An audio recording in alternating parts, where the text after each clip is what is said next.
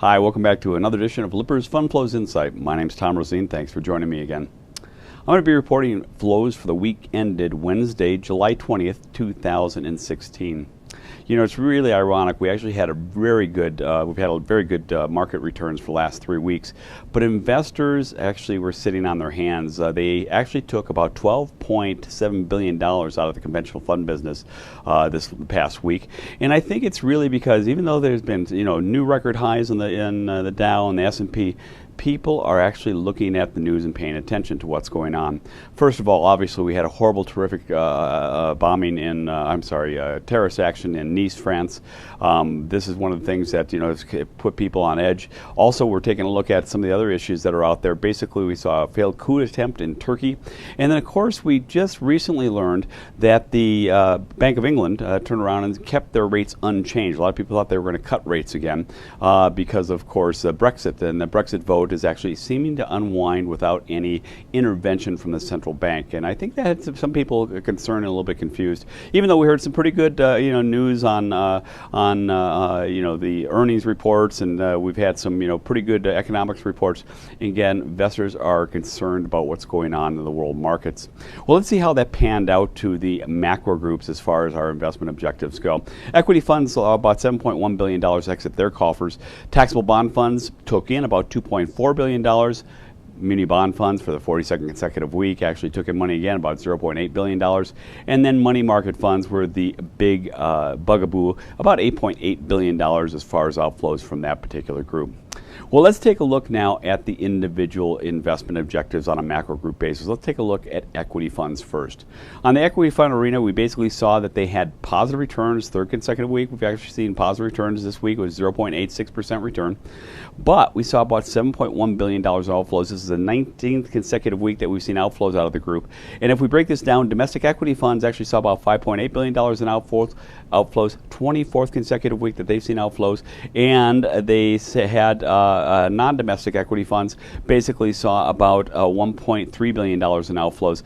But ironically, both of these groups had positive plus side returns. And so this has been kind of a head scratcher. Again, people I think are very concerned about what's happening in the market. If we take a little closer look at what went on, we saw that large cap funds actually continue to be the pariahs, losing about $3.7 billion of money from their coffers. And international equity funds also took it on the chin, losing about $1.2 billion.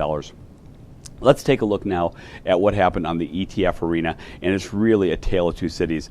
For the third consecutive week, they saw plus side returns and also inflows. This week it was $4.3 billion in inflows, and who took in the money was the iShares MSCI Emerging Market Funds. Of course, we had some good news from China.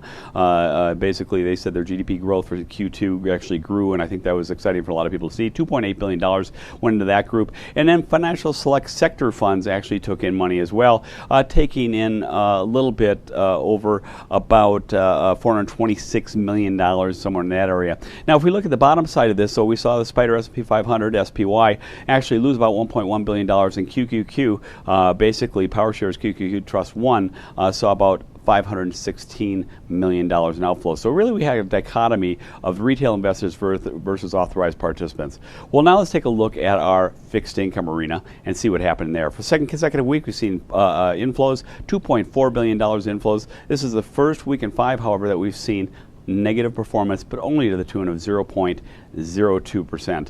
Loss. So again, almost nothing to even talk about. High yield funds was the big tractor of money on the retail side. $839 million, third consecutive week that they've taken in net new money. And then international global funds, the debt funds actually took in new money too, about $739 million there. However, if we take a look at the bottom of this, balanced funds actually lost money, about $23 million. That was the only outflow that we saw from this group for the week. Now let's take a look at ETFs here. ETFs, we saw a little bit of change. They also saw inflows, $576 million in net new money coming to their group. Fifth consecutive week they've seen money. However, iShares iBoxx investment grade corporate actually is a big attractor of assets, only $393 million. Okay, so I mean, again, we're only talking about $576 million in net new money. However, at the bottom, we saw that the iShares high yield funds, basically the iBoxx high yield funds saw the outflows of about $283 million. So when we really break this out, we see the corporate investment grade debt funds actually took in money on the ETF side, but the high yield funds, which is very popular on the retail side, actually saw the outflows. So we'll have to keep an eye on that as well. Let's take a look now at muni bond funds. Muni bond funds, like I said before, 42nd consecutive week, net inflows, $821 million this time. It's the second consecutive week, however, they've seen negative returns to the tune of about 0.25%. So not really a lot to talk about, but again, 2 weeks of negative returns, but still 42nd consecutive week. What we looked at was national muni funds took in about $698 million of that, 821. Well, that just means that single states actually attracted some net new money as well. That brings us to our last arena, and we're going to take a look at money market funds. And I told you that we saw the large outflows out of the four macro groups that we took a look at. Second week in three that we've actually seen outflows out of this group, this time to the tune of $8.8 billion, as I mentioned earlier. However, if we break this out, taxable money market funds saw about $4.5 billion in outflow, and breaking that out even further, institutional money market funds saw $8.7 billion in outflows. However, retail investors, again, ducking for cover, put money back to work into money market funds, about $4.2 billion in. Now we take a look at the tax-exempt side, though. Again, we saw money flowing into munis again.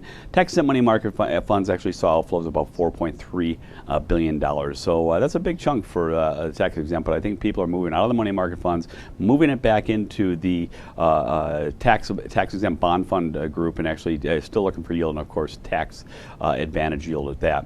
Well, that brings us to the end of our presentation. Now, when we take a look at the earnings news and the things that are going on, we just found out, as of yesterday actually, that of the 70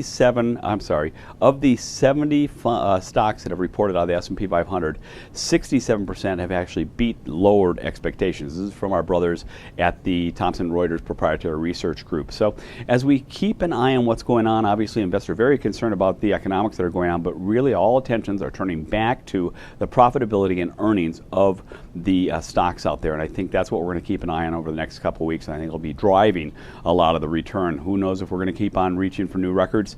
I've heard some people say, of course we are. I've heard other people said, hey, listen, we're too long in the tooth. Well, we'll be back next week to help share our insights on what the flows occurred then. Well, thanks for joining me today. My name's Tom Roseen, and I thank you for joining me again. But if you want to do a deeper dive, you can actually go to our site at www.lipperusfundflows.com and do a deeper dive in the areas that you are concerned about. If not, we'll see you next week. Thanks for joining me.